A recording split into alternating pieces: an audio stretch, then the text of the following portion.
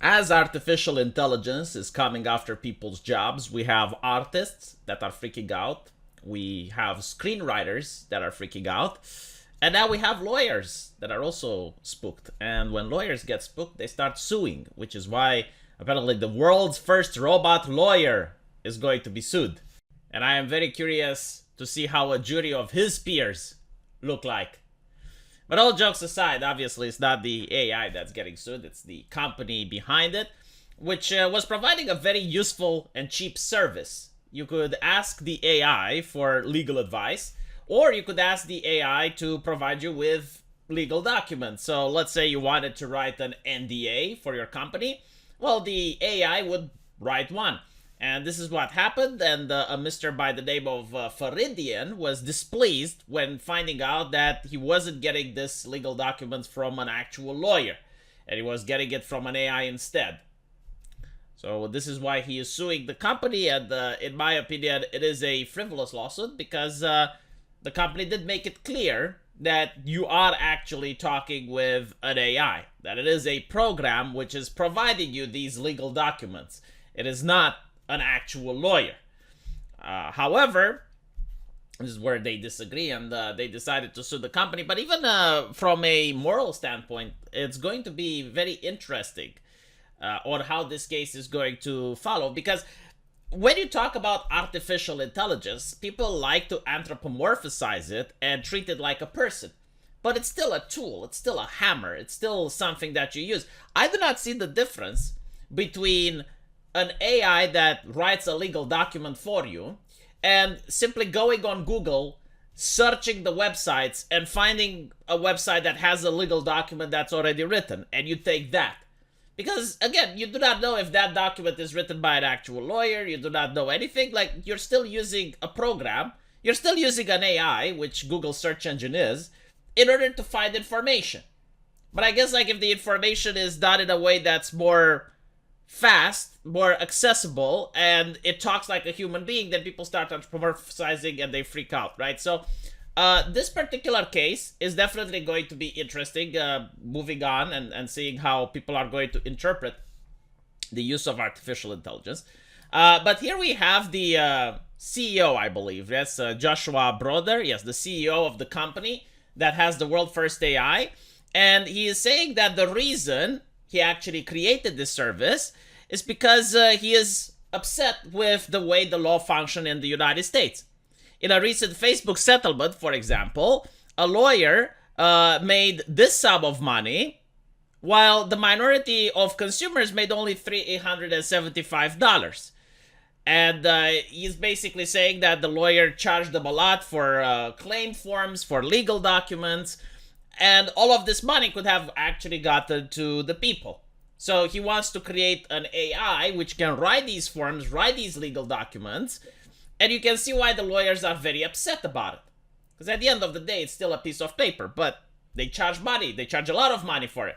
So Mr. Joshua Browder is very upset with the way things are going, and he wanted to have this product for the world in order for the average Joe to have access to cheap legal systems and cheap legal documents.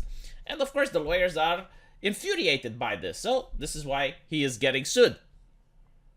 Time and time again, the only people who win from lawsuits are lawyers. So I wanted to do something about it, building the Do Not Pay robot lawyer to empower consumers to take on corporations on their own. I mean, this is another problem that happens, right, with the legal system, is that the little guy has to pay the lawyers for these forms, for these, legal documents, and it can be very costly. So the little guy can end up not having the money to fight with the corporation, even though he is in the right. Because the corporation can just swamp the guy in paperwork. And this is actually a tactic that's very often employed in the legal system. So because it did this, it put a target on his back. And this lawyer, Edelson, according to Joshua, started a campaign in order to stop him. Now, this lawyer apparently has multiple lawsuits against smaller companies and has managed to push some of them into bankruptcy, according to Joshua. And as you can see here, the story begins with Facebook. Despite making 97 millions from Facebook for privacy violation last year, Edelson decided to use the Facebook ads targeting automatically track and do not pay customers across devices.